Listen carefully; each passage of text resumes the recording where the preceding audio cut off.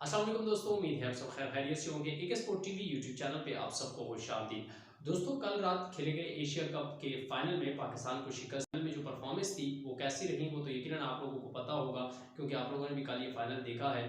और इसके अलावा श्रीलंका की जो परफॉर्मेंस थी वो भी आपके सामने थी, जिसकी वजह से वो चैंपियन बने। और ओवरऑल इस हवाले से तफसील से बात करेंगे, लेकिन इससे पहले शुरू में कुछ बातें आप लोगों के साथ शेयर करूंगा जो कि कल फाइनल हारने के बाद मैंने सोशल मीडिया पर देखी और आप लोगों ने भी देखी होंगी। बात करने का मकसद ये है शुरू में, और ये बात करना इस हवाले से चाहता हूँ कि जब भी पाकिस्तान की टीम जीतती है तो हमें इनकी जितनी भी बुराइयां होती हैं वो छुप जाती हैं, वो नज़र नहीं आती और हम इनकी कामयाबी का ढोल बजाते हैं। और फिर हमारे लिए रिजवान भी अच्छा हो जाता है, हमारे लिए बाबर भी अच्छा हो जाता है, हमारे लिए खुशदिल भी अच्छा हो जाता है, आसिफ अली भी अच्छा हो जाता है, बॉलर्स भी अच्छे हो जाते हैं। इतने अच्छे हो जाते हैं कि अगर नसीम शाह 10वें नंबर पर आकर 2 छक्के मारता है तो अगले मैच में हमारी ख्वाहिश रहती है कि नसीम शाह को ओपनर खिला दिया जाए। लेकिन जब यही टीम बुरा खेलती है तो उसके बाद हमारा रवैया बिल्कुल चेंज होता है और हम इन खिलाड़ियों को गाली देना शुरू कर देते हैं। यहाँ पर दो किस्म के लोग देखने को मिल रहे हैं। एक तबका ये था कि जो पाकिस्तान की टीम की शिकस्त के बाद उन्होंने निशानदेही की, कहाँ कहाँ पर गलतियाँ हुई, मिडल ऑर्डर में क्या गलतियाँ हुई, कैप्टनसी में क्या गलतियाँ हुई, बल्लेबाजों का स्ट्राइक रन रेट कैसा रहा, उस हवाले से लोगों ने निशानदेही की। जो मैनेजमेंट की परफॉर्मेंस है उस हवाले से लोगों ने बात की, कोचेस के हवाले से लोगों ने बात की, रवीज़ राजा के हवाले से लोगों ने बात की। लेकिन एट दी एंड अपनी टीम को सपोर्ट करना नहीं छोड़ा इस मुश्किल टाइम में, तो उन लोगों के लिए तो वेल डन। लेकिन जो दूसरी जानिब हमें लोग देखने को मिले सोशल मीडिया पर, उन्होंने गलीज़ ज़ुबान इस्तेमाल की खिलाड़ियों के बारे में और खिलाड़ियों को गालियाँ दी, टीम मैनेजमेंट को गालियाँ देते रहे। तो इन लोगों से मेरी गुजारिश है कि अगर आप बुरे टाइम में गाली गलौज से काम लेते हैं, जब पाकिस्तान की टीम जीतती है तो तब भी आप पाकिस्तान की टीम के साथ सपोर्ट के लिए खड़े ना हुआ करें और इनका ढोल ना बजाया करें। फिर आप इसके मुखालिफ जो टीम होती है उसी को सपोर्ट किया करें। आपको फिर कोई हक नहीं पहुंचता कि आप इस टीम को सपोर्ट करें। जब मुश्किल टाइम आता है आप गाली देने पर उतर आते हैं और जब अच्छा टाइम आता है तो उसमें फिर आप बंगड़े डालना शुरू हो जाते हैं। गुजारिश आपसे ये है कि अगर आप क्रिकेट फ़ैन हैं, क्रिकेट के शौकीन हैं, तो आप क्रिकेट का शौक़ ज़रूर रखें। पाकिस्तान की टीम को अगर आपने सपोर्ट करना है तो फिर आप थोड़ा सा बर्दाश्त भी रखें, क्योंकि ये क्रिकेट है। क्रिकेट में जब दो टीमें ग्राउंड में उतरती हैं तो दो में से एक ने जीतना होता है, एक ने हारना होता है। ऐसा कभी नहीं हुआ कि दोनों टीमें ग्राउंड से बाहर खुशी खुशी आएँ और दोनों जीत चुकी हों। वो लोग जो लोग गाली गलौज देते हैं तो इससे गुरेज किया करें, क्योंकि जब आप सोशल मीडिया पे कोई वीडियो लगाते हैं, कोई पोस्ट डालते हैं तो आपको पूरी दुनिया में लोग देखते हैं। जहाँ जहाँ आपकी पोस्ट पहुँचती है वहाँ वहाँ आपको लोग देखते हैं, मुल्क से बाहर भी और मुल्क के अंदर भी। और इसका जो सबसे बड़ा नुकसान होता है वो आपके जो दीगर ममालिक हैं, ख़ासकर हमारे इंडिया की अगर बात कर ली जाए, इंडिया में लोग देख रहे होते हैं, वहाँ तक आपकी पोस्ट पहुँचती है और वो इस पे खुश होते हैं कि पाकिस्तान की टीम को अपने लोगों से किस तरह की गालियाँ पड़ रही हैं। तो आप अपने खिलाड़ियों को इस तरह की ज़ुबान इनके बारे में ना इस्तेमाल किया करें। ये हमारी टीम है, ये हमें अगर रुलाती है तो ये हमें हँसाती भी है, हमें खुश हमारे चेहरों पे मुस्कुराहटें भी बिखेरती है। अब इस मैच के हवाले से बात करेंगे, सिलेक्शन के हवाले से बात करेंगे, कहाँ कहाँ पर गलतियाँ हुई, इस हवाले से बात करेंगे। लेकिन आप लोगों से गुजारिश है कि मज़ीद इस तरह की वीडियोज़ देखने के लिए मेरे यूट्यूब चैनल एक स्पोर्ट टीवी को ज़रूर सब्सक्राइब करें। कल रात खेले गए मैच में पाकिस्तान के कप्तान बाबर आजम ने टॉस जीतने के बाद पहले फील्डिंग का फैसला किया, चूँकि हमने इस एशिया कप में देखा कि पाकिस्तान जितनी भी टीमें इस एशिया कप में खेली वो टीम ज़्यादातर कामयाब नज़र आई जिस टीम ने टॉस जीता और पहले फील्डिंग का फैसला किया। तो वही देखने को मिला कि बाबर भी टॉस जीतने के बाद उन्होंने फील्डिंग का फैसला किया और श्रीलंका की टीम को बैटिंग की दावत दी। इब्तिदा में अगर देखा जाए नसीम शाह ने शुरू में अच्छी बॉलिंग की नए गेंद के साथ, उनका गेंद स्विंग भी हो रहा था और उनको विकेट भी जल्दी हासिल हुई। उसके बाद हारिस रऊफ़ को दाद देना हो कि हारिस रऊफ़ ने इस पूरे एशिया कप में कमाल की गेंदबाजी की है। चूँकि हारिस रऊफ़ के हवाले से एक चीज़ हमें ज़्यादातर देखने को मिलती है कि वो विकेट्स लेते हैं, लेकिन उनकी जो रन्स देने की जो मामला है उस हवाले से थोड़ा सा वो रन्स देने पे कंट्रोल नहीं करते, उनसे रन्स उनके खिलाफ आसानी से बन जाते हैं, लेकिन वो विकेट्स लेते हैं। लेकिन इस एशिया कप में हमने देखा कि हारिस रऊफ़ ने इस गलती पर काफ़ी कंट्रोल किया और उस तरह से रन उनके खिलाफ नहीं बने। ख़ासकर अगर हम फाइनल की बात करें तो फाइनल में मेरे हाल में 25-26 रन उनके खिलाफ बने 3-4 ओवर्स में, और उसमें उन्होंने 3 विकेट्स हासिल की। और एक आध विकेट उनको और भी मिल सकती थी अगर शादाब एक कैच राजा बादशाह का ड्रॉप ना करते।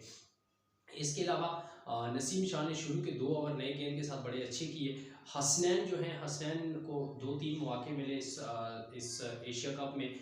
जो सुपर 4 मरहले का मैच था श्रीलंका के साथ, उसमें उसने विकेट्स हासिल की, अच्छी लाइन पे गेंदबाजी कर रहे थे। लेकिन यहाँ पर फाइनल में हमने देखा कि उनकी लाइन कुछ ज़्यादा बेहतर नहीं थी।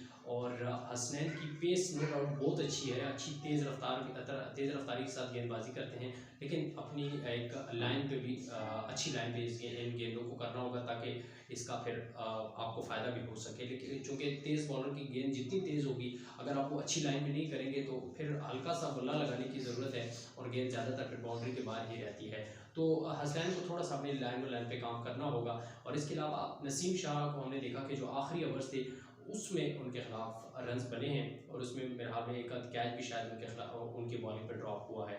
और हारिस रऊफ की बॉलिंग बेहतर रही। शादाब खान की इस पूरे एशिया कप में ऑस्ट्रेलिया की टीम जब पाकिस्तान आई थी, या फिर हम थोड़ा सा पीछे चले जाएं तो T20 वर्ल्ड कप जो पिछला हुआ था, वहाँ से अब तक अगर देखा जाए तो शादाब खान की बॉलिंग बहुत बेहतरीन रही, और उसके साथ साथ उन्होंने अपनी बैटिंग को भी काफ़ी इम्प्रूव किया। और इस एशिया कप के फाइनल में हमने देखा एक बार फिर कि उनकी बॉलिंग अच्छी रही, लेकिन उनकी जो फील्डिंग थी वो काफ़ी मायूस कुन रही। उसकी शायद एक सबसे बड़ी वजह ये भी हो सकती है कि जब वो पॉइंट के एरिया में मौजूद थे, खड़े थे फील्डिंग के लिए, यहाँ से एक फील्डर ने थ्रो की थी, और वो थ्रो स्टंप्स के बिल्कुल करीब से होती हुई उनकी जानिब पहुंची थी। बिल्कुल आखिरी लम्हात में उनके हाथों से गेंद मुड़ गया था और उनके कान पे लगा था, और बाद में हमने देखा कि उनके कान से बाकायदा खून भी आ रहा था। तो शायद ये एक वजह भी हो सकती है। उसके बाद जो उनकी फील्डिंग गैर मेयारी रही। अब हम यहाँ पर बात करेंगे असल मामले की, जहाँ जिसकी वजह से पाकिस्तान ये फाइनल आ रहा, और हमने पूरे टूर्नामेंट में देखा कि एक जगह पे हमें काफ़ी नुकसान हुआ। पाकिस्तान के इस एशिया कप में ओपनिंग में मोहम्मद रिजवान ने नो डाउट रन्स किए। लोगों को हालांकि उनसे शिकवा है कि वो उनका स्ट्राइक रन रेट बेहतर नहीं था, लेकिन रन्स वो करते रहे, और तकरीबन वो 280 के लगभग उन्होंने रन्स किए, जिसकी वजह से वो टॉप स्कोरर रहे एशिया कप में। सबसे जो बड़ा मसला हमें देखने को मिला, हम जब से बाबर आजम क्रिकेट में आए हैं और जब से उन्होंने अरूज देखा है क्रिकेट में बैटिंग के हवाले से, तो लोगों का एक शिकवा ज़रूर रहता है कि ये सेल्फ कुछ लोग, ज़्यादातर नहीं, कुछ लोग ये कहते हैं कि ये सेल्फिश हैं, इनका स्ट्राइक रन रेट बेहतर नहीं है। हर खिलाड़ी का खेलने का अंदाज एक जैसा नहीं होता। कुछ लोग होते हैं जो ग्राउंड शॉटों पे ज़्यादा निसार करते हैं, स्ट्राइक रोटेट करने पे ज़्यादा निसार करते हैं। कुछ लोग होते हैं जो पावर हिटिंग की तरफ ज़्यादा जाते हैं। ये कुछ चीज़ें आपके अंदर नेचुरल होती है। अगर आप अपनी गेम को चेंज करेंगे तो फिर उसमें आपका भी नुकसान है और आपकी टीम का भी नुकसान है। तो बाबर आजम, यहाँ पे एक चीज़ हमें थोड़ी सी यहाँ पे गड़बड़ ये दिखाई दी कि बाबर आजम और रिजवान का चूँकि खेल एक जैसा है, खेलने का अंदाज एक जैसा है, तो इस वजह से हमारा जो शुरू के 6 ओवर्स हैं, जो पावर प्ले है, वो ठीक नहीं जाता। वो तकरीबन 35 रन, 40 रन, 30 रन इसके अंदर अंदर रहता है। कोई एक आध मैच ऐसा हो जाता है जिसमें 6 ओवर में 45-50 रन बन जाते हैं, लेकिन ज़्यादातर हमने देखा कि 40 और 30 के दरमियान हमारा पावर प्ले रहता है बैटिंग में। और उसकी वजह भी यही है कि दोनों का जो बैटिंग स्टाइल है वो एक जैसा है। इसमें थोड़ा सा ये हो सकता है कि अगर बाबर आजम वन डाउन पे आ जाते हैं, फ़खर जमान को ओपनिंग पे भेज दिया जाए, तो फिर शायद ये इशू थोड़ा सा इस इशू का जो है कोई हल निकल सके। क्योंकि रिजवान एक तरफ से जिस तरह की स्ट्राइक रोटेट करते रहते हैं, और ज़्यादातर उनका निसार चौकों पर होता है, छक्के की जानिब इतना ज़्यादा जाते नहीं हैं। तो दूसरी जानिब से अगर फ़खर जमान का जिस तरह का वो उनकी कोशिश रहती है कि स्ट्राइक रन रेट को ज़्यादा तेज़ी के साथ लेकर जाया जाए, और वो हिटिंग अच्छी करते हैं, छक्कों की जानिब वो ज़्यादा पसंद करते हैं जाना। तो आगे जो T20 वर्ल्ड कप और इंग्लैंड, खास करके जो इंग्लैंड की सीरीज़ है, इसमें पाकिस्तान मैनेजमेंट जो है इनको थोड़ा सा यहाँ पे इस को चेंज करना होगा। बाबर को वन डाउन पे लाना होगा और फ़खर को ट्राई करना होगा। इन 7 T20 की जो सीरीज़ है इंग्लैंड के साथ, इसमें फ़खर को ओपनिंग करानी चाहिए। इसके अलावा दीगर बल्लेबाजों की अगर बात करें, इफ्तिखार, खुशदिल शाह, आसिफ अली ने हमने देखा कुछ मैचेस में कोई 15-20 रन अगर दरकार हो, 30, तो वो 1-2 छक्के तेज़ी के साथ लगा लेते हैं। लेकिन सिर्फ 2 छक्कों या 3 छक्कों से भी काम नहीं चलता। आपको बाज़ औक़ात आपको ऐसी मौके पर बैटिंग करनी पड़ती है कि आपको थोड़ा सा लंबा खेलना होता है, ज़्यादा ओवर्स आपके पास होते हैं, तो आपको विकेट पे रुकना भी पड़ता है। साथ साथ आपका जो रिक्वायर्ड रन रेट होता है उसको भी कंट्रोल में रखना होता है, विकेट भी आपको संभालनी होती है कि विकेट भी थ्रो नहीं करनी होती। तो ऐसा नहीं कि आप 8-10 ओवर या 7 ओवर रहते हों और आएँ और पहली भी गेंद पे छक्का लगाना शुरू कर दें। तो इस जो एशिया कप है, इसमें हमने देखा तवातर के साथ चांसेस मिले इफ्तिखार को, तवातर के साथ चांसेस मिले खुशदिल शाह को और आसिफ अली को। अब पूरे सोशल मीडिया पे हमने देखा पूरा पाकिस्तान इस वक्त तनकीद कर रहा है कि मिडिल ऑर्डर जो है वो कमज़ोर है। नो डाउट, इसमें कोई शक नहीं। एशिया कप में पाकिस्तान का मिडिल ऑर्डर बहुत ख़राब परफॉर्मेंस दिखाते हुए नज़र आया। और अगर हम इसको कंपेयर करें दूसरी जानिब श्रीलंका के साथ, तो श्रीलंका की पूरी टीम नहीं थी। बॉलिंग का शोबा हो या बैटिंग का शोबा, तमाम लड़के यंगस्टर थे।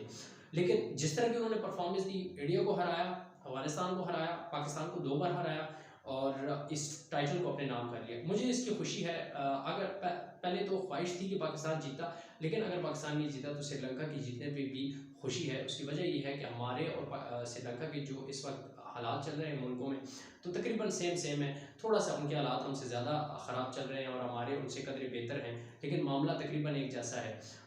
श्रीलंका ये कप जीता तो वहाँ की आवाम के चेहरों पर अब कहीं ना कहीं मुस्कुराहटें आई होंगी, खुशियाँ आई होंगी। ये वो श्रीलंका की टीम है जब हमारे मुल्क में कोई भी खिलाड़ी आने के लिए तैयार नहीं था, कोई भी टीम आने के लिए तैयार नहीं थी, सबसे पहले हमारे साथ हामी भरी थी श्रीलंका ने, जिसकी वजह से ये कप जीतने पे मुझे इतना ज़्यादा दुख नहीं है श्रीलंका का। श्रीलंका की बैटिंग लाइन में अगर देखा जाए 5वें नंबर से लेकर 8वें नंबर या 7वें नंबर के दरमियान ये जो 2 से 3 या 4 प्लेयर जो थे, इन्होंने जिम्मेदारी ली। इनका कप्तान शनाका रन्स करता हुआ आया।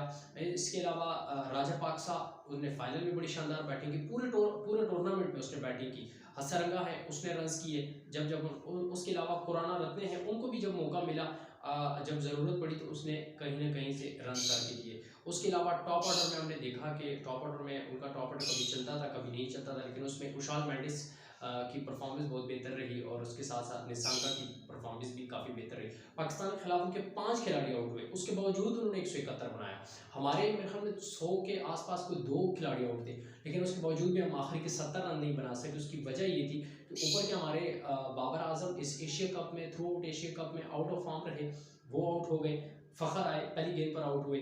उसके बाद रिजवान का जो जिस तरह का उनका खेलने का अंदाज है, इसको आप चेंज करने की कोशिश करेंगे कभी भी चेंज नहीं हो सकता। इसकी 2 तरीके हैं, या तो रिजवान को टीम से निकाल दें या फिर रिजवान को आप निचले नंबर में खिलाएं। निचले नंबर में खिलाएंगे तो माजी में जो उसकी परफॉर्मेंस रही थी वो आप सबके सामने है कि वो निचले नंबर पे उस तरह से नहीं खेल सकता, वो नई गेंद के साथ अच्छी बैटिंग करता है, तो वो ऊपर के नंबर पे ही आपको उसको खिलाना पड़ेगा। उसके लिए ज़रूरी है कि बाबर को 1 डाउन पे खिलाया जाए। बाबर आजम इस एशिया कप में नहीं चला, उस पर तनकीद करने की इतनी ज़्यादा मेरे ख्याल में ज़रूरत नहीं है। पिछले 2-2.5 साल से हमारे पास अगर रिजवान के अलावा किसी ने रन्स किए हैं तो वह बाबर आजम ही रहे हैं। तो अगर आपका एक खिलाड़ी इतना तवातर के साथ रन करता है और वनडे और T20 रैंकिंग में वो टॉप पे रहे 2 साल तक, तो फिर एक टूर्नामेंट में उसके लिए माफ़ी होनी चाहिए।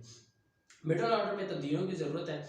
उसमें अगर हम खुशदिल को, आसिफ अली को, इफ्तिखार को निकालते हैं तो उसके बाद उनके मुतबादल में कौन आएंगे? मुतबादल में हमारे पास इस वक्त शान मसूद है और उसके अलावा हमारे पास हैदर अली है, उसके अलावा हमारे पास कमरान गुलाम है और एंड में हमारे पास शुएब मलिक है। ये 4 प्लेयर इस वक्त ऐसे हैं जो हम, और एक और लड़का मैं यहाँ पर नाम उसका लेता चलूँ कि सलमान आगा। सलमान आगा को अभी मैंने देखा ये नेशनल T20 कप में उसने बैटिंग की और उसके साथ उसकी बॉलिंग बहुत अच्छी रही। ऑफ स्पिनर है वो, एज ऑलराउंडर पाकिस्तान की T20 टीम में हिस्सा बन सकते हैं। तो ये 5 प्लेयर आपके पास। हाँ, हारिस सुहेल का इंजरीज का इशू रहता है, लेकिन वो भी नेशनल T20 कप में खेल रहे हैं बलूचिस्तान की टीम की जानिब से। तो ये 5 से 6 प्लेयर्स हैं, इसमें से आप सिलेक्शन कर सकते हैं। और मेरे ख्याल में जो PCB है, जो चीफ सेलेक्टर्स हैं, वो भी अब यहाँ पर गौर व फिक्र करेंगे। और ये जो 5-6 लड़के हैं, हैदर अली, शान मसूद, शुएब मलिक, हारिस सुहेल और इसके अलावा सलमान अली आगा, तो ये इन 5 प्लेयर्स में से 3-4 लड़के आ सकते हैं और 3-4 लड़के बाहर हो सकते हैं। हसन अली बाहर हो सकते हैं, उनकी जगह वसीम जूनियर आएंगे। हसन अली को भी एक मौका मिला, हमने देखा कि उनकी जो फॉर्म है वो वैसी ही है जैसे उनको एशिया कप के लिए ड्रॉप किया था उससे पहले थी। बैटिंग में शुएब मलिक के लिए काफ़ी लोगों ने आवाज़ उठाई। शुएब मलिक सीनियर खिलाड़ी हैं, उन्होंने 20 साल पाकिस्तान के लिए क्रिकेट खेली है। एशिया कप में मेरा दिल था कि उसको ले जाते साथ, क्योंकि वो स्पिनर्स के खिलाफ बड़ा अच्छा खेलते।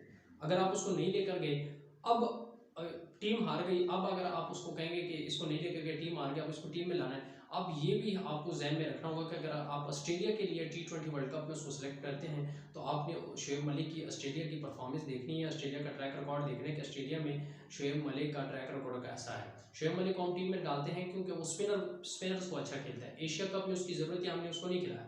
अब ऑस्ट्रेलिया में अगर आप उधर लेके जाएंगे तो उधर तेज़ पिचें हैं और तेज़ पिचेस पर शोएब मलिक का रिकॉर्ड कोई इतना ज़्यादा बेहतर है नहीं। बहरहाल इसके हवाले से जो भी फैसला करना है वो चीफ सेलेक्टर ने करना है, मैंने और आपने तो करना नहीं है। हमने सिर्फ वो अपने दिल की भड़ास ही निकाल सकते हैं, सिलेक्शन तो हमारे हाथ में है नहीं।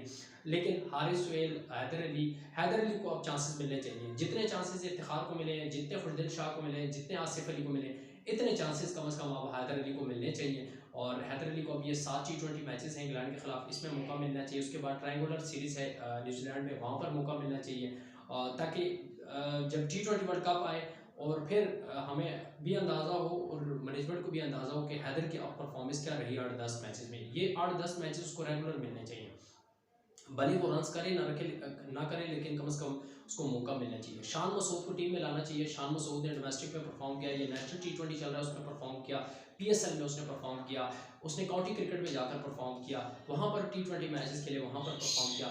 अब इससे हट के वो बेचारा कहाँ पर जाके परफॉर्म करे, जिस जगह पर उसको प्लेटफॉर्म मिला वहाँ पर उसने परफॉर्म किया। तो हमारे पास बहुत अच्छी इस टाइम ऑप्शन है शान मसूद की मिडिल ऑर्डर में। हैदर अली को भी रखना चाहिए और इसके अलावा हारिस सोहेल को भी लाना चाहिए। अगर हारिस सोहेल नहीं तो सलमान आगा को ज़रूर टीम में शामिल करना चाहिए। फ़हीम अशरफ के हवाले से लोग कह रहे हैं कि फ़हीम अशरफ को भी टीम में ऐड करना चाहिए। फ़हीम अशरफ को भी जब वो टीम में थे तो तवातर के साथ चांसेस मिलते रहे, लेकिन उसने उस तरह की कोई बॉलिंग ठीक है, लेकिन अगर बैटिंग की बात की जाए तो उसने इस तरह का खास परफॉर्म नहीं किया। सबसे अच्छी बात जो इस टाइम पाकिस्तान के लिए वो ये है कि नवाज़ बैटिंग बड़ी अच्छी कर रहा है, शादाब खान बड़ी अच्छी बैटिंग कर रहा है, और इन दोनों को मज़ीद इस पर काम करना चाहिए। और हमारी जो मैनेजमेंट है उनको इन दोनों को ऊपर के नंबर में मौके देने चाहिए। हालात के हिसाब से जिस तरह की सिचुएशन चल रही है, जहाँ जहाँ पर लगे कि इन दोनों की ज़रूरत है, इनको चांस देना चाहिए, इन पे एतमाद करना चाहिए, ताकि ये बॉलिंग तो करते ही करते हैं, फील्डिंग तो इनकी बेहतर रहती है, लेकिन बैटिंग में भी इनको एतमाद हासिल हो और इनको मालूम हो कि अब हम एज अ बैट्समैन गिने जा रहे हैं अपनी टीम में। तो ये दोनों भी अगर बैटिंग करते रहें, वहाँ से हैदर अली ऐड हो जाते हैं, शान मसूद ऐड हो जाते हैं, बाबर वन डाउन पे आ जाते हैं, फ़खर ओपनिंग में चले जाते हैं, तो फिर मेरे हाल से कहीं ना कहीं पाकिस्तान की ये जो कुछ गलतियां हो रही हैं इस पे काबू पाया जा सकता है। बाकी बॉलिंग में अगर बात की जाए, हमारे फास्ट बॉलर इस वक्त हमने देखा कि तकरीबन 180-185 गेंदें ऐसी हुई हैं इस एशिया कप में कि 140 प्लस की रफ्तार के साथ रही हैं, और वो पाकिस्तान के गेंदबाजों की जानिब से रही हैं। दीगर टीमों की अगर बात करें तो उन्होंने कुल मिला के पूरे एशिया कप में 40, 45, 30 इतनी गेंदें उनके बॉलर्स ने की हैं। वो गेंदें जो 140 प्लस 150 या 145 या 140 की रफ्तार से रही, तो दीगर टीमों ने 30-30, 35-35 बॉलें की हैं। हमारे बॉलर्स ने 185, 190, तकरीबन 200 के करीब तक बॉलें ऐसी की हैं जो 150, 155, 154, 145, 148 इसके आसपास रही हैं। तो बॉलिंग का शोबा हमारा बुरा नहीं है। शहनशाह अफरीदी वापस आ जाएंगे, और स्पिन की अगर देखा जाए तो स्पिन में हमारे पास ऑलरेडी शादाब बड़ा अच्छा परफॉर्म कर रहे हैं, नवाज़ हैं, और बैकअप में उनके पास उस्मान कादिर मौजूद है। तो ये ज़्यादातर जो मामला यहाँ पर इस एशिया कप में हमने बिगड़ा हुआ देखा, वो मिडल ऑर्डर की नाकामी की वजह से रहा। तो मिडल ऑर्डर पे अगर पाकिस्तान थोड़ा सा काम करता है और थोड़ी सी शफलिंग करता है, थोड़ा सा सिलेक्शन में छांटी करता है, तो फिर उम्मीद है कि पाकिस्तान की इंग्लैंड के ख़िलाफ़ सीरीज़ और उसके बाद T20 वर्ल्ड कप में परफॉर्मेंस बेहतर हो सकती है। बाकी बाबर आजम की अगर बात की जाए, बाबर आजम की कप्तानी मैंने देखा फाइनल में थोड़ी सी कप्तानी में वो डगमगा रहे थे, लेकिन उसकी जो सबसे बड़ी वजह नज़र आ रही थी वो अपनी बैटिंग के हवाले से काफ़ी परेशान नजर आए। पूरे एशिया कप में वो नहीं चले, जब पूरी दुनिया की नज़रें आप पर हों, जहाँ पर आपका मुकाबला विराट कोहली से हो रहा हो, तो यकीनन फिर आपको परेशानी होती है। जब आप एक मैच, 2 मैच नहीं, आप मुसलसल 6 मैचेस में परफॉर्म नहीं करते, तो ज़ाहिर बात है इंसान टेंशन में हो जाता है। और बाबर भी हमें टेंशन में नज़र आए, जिसकी वजह से उनका जो कप्तानी पर फोकस था वो भी कुछ ज़्यादा रहा नहीं, और वो बैटिंग के हवाले से गौर फिक्र करते हुए नजर आए। बहरहाल ये एक मुश्किल टाइम है, इससे बाबर निकल आएंगे। वो जिस क्वालिटी के प्लेयर हैं, यकीनन वो बहुत जल्द कम बैक करेंगे और परफॉर्म करने शुरू करेंगे।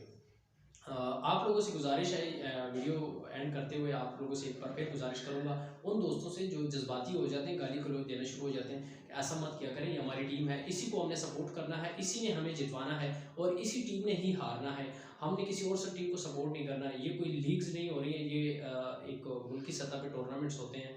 हमारे मुल्क की टीम है, अगर ये हारती है तो हमने इसको सपोर्ट करना है। हाँ, जहाँ-जहाँ पर गलतियाँ होती हैं वहाँ-वहाँ पर हम तनकीद भी करेंगे, वहाँ पर हम निशानदेही भी करेंगे। लेकिन तनकीद ऐसी करेंगे जो तामीरी तनकीद हो, और बजाए कि हम गाली-गलौज देना शुरू करें और उनके घर तक, उनकी फैमिलीज़ तक जाएँ। तो उम्मीद है कि आप लोगों को आज की वीडियो पसंद आई होगी। अगली वीडियो में फिर मिलते हैं। मुझे इजाज़त दें।